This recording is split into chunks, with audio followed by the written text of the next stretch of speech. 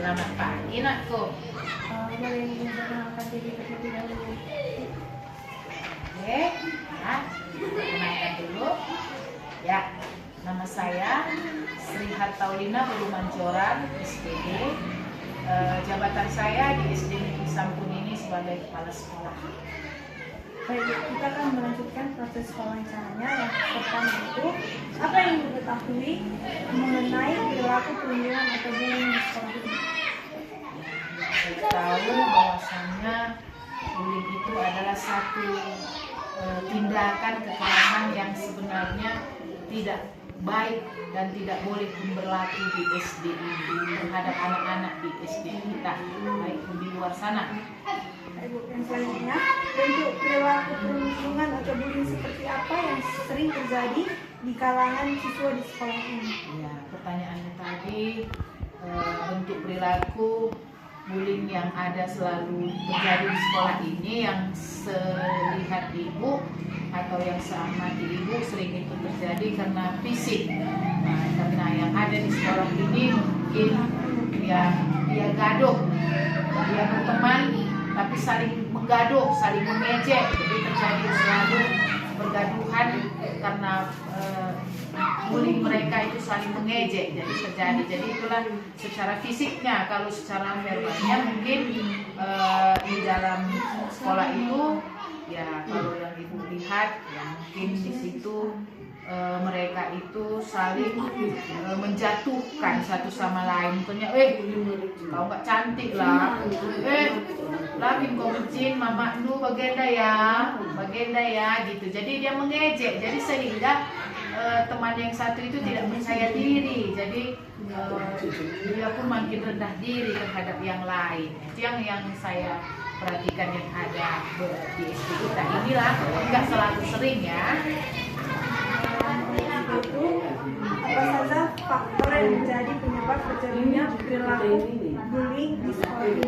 Ya, jadi yang setahu ibu faktor-faktornya mungkin dari rumah, dari keluarga. Mungkin keluarganya itu keluarga yang berantakan lah istilahnya, mama bapak itu di rumah mungkin cara mengajarkannya pun nggak tepat gitu. Jadi mungkin karena terjadinya perceraian. Mungkin karena di rumah selalu mama sama bapak sering gaduh gitu, jadi anak-anak udah terbawa dia sampai ke sekolah ini. Satu faktornya yang ibu rasakan ya, kalau ibu tahu akibat dari rumah udah terbawa ke sekolah. Jadi satu lagi mungkin faktor dilihatnya kawan di luar sana, pokoknya gaduh, ikut-ikutan lagi sampai di sini udah buat katina lalap bagaimana. Jadi itu faktor-faktor yang bisa ibu kasih tahu. Yang keempat, bagaimana dampak yang didapatkan siswa, pelaku dan korban dari perilaku bullying? Ya, kalau korbannya itu pasti korban itu merasa rendah diri, tidak percaya diri lagi, tidak percaya dia dengan dirinya sendiri. Itulah korban. Yang perilaku ini dia itu dengan dia melakukan itu membuat dirinya itu merasa lebih hebat, lebih bagus dari yang temannya tadi.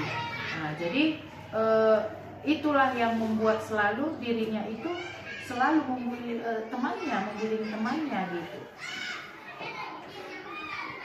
Yang terakhir, bagaimana strategi Ibu dalam mengatasi perilaku perundungan yang terjadi di kalangan siswa? Jadi setelah pertanyaan itu tadi memang itu ada sekali-sekali terjadi di sekolah SD Negeri Sampun, dan bagaimana strategi untuk supaya jangan terjadi pembulian lagi di sekolah ini. Satu, kita menjelaskan kepada anak-anak baik itu di barisan, baik itu di kelas dengan guru wali kelas masing-masing, baik dalam barisan kita ingatkan selalu anak-anak bahwasanya perbuatan pembulian itu tidak baik terhadap anak sekolah dan bahkan ada hukumnya. Kalau kita selalu mengganggu atau mengapakan teman, ada itu hukumnya. Kan ada itu kan hukumnya, kan bukan ibu tambah-tambah kan? Iya, jadi kita mensosialisasikan lah apa akibatnya, apa efeknya bagi kita kalau kita selalu mengganggu, membuat teman kita menjadi kecewa atau rendah hati, itu rendah diri. Nah, itu harus kita jelaskan. akibat-akibatnya bagi anak-anak SD. Dan kita tekankan juga kepada guru, kalau bisa setiap masuk kelas selalu itu dulu ditekankan sama anak-anak supaya jangan lagi terjadi pembulian di sekolah ataupun di kelas ataupun di masyarakat. Kemudian itu yang bisa Ibu sampaikan dari pertanyaan tuh. Baik, terima kasih buat waktu dan kesempatannya. Mudah-mudahan waktunya. Terima kasih. Terima kasih ya, sukses ke depannya. Ya.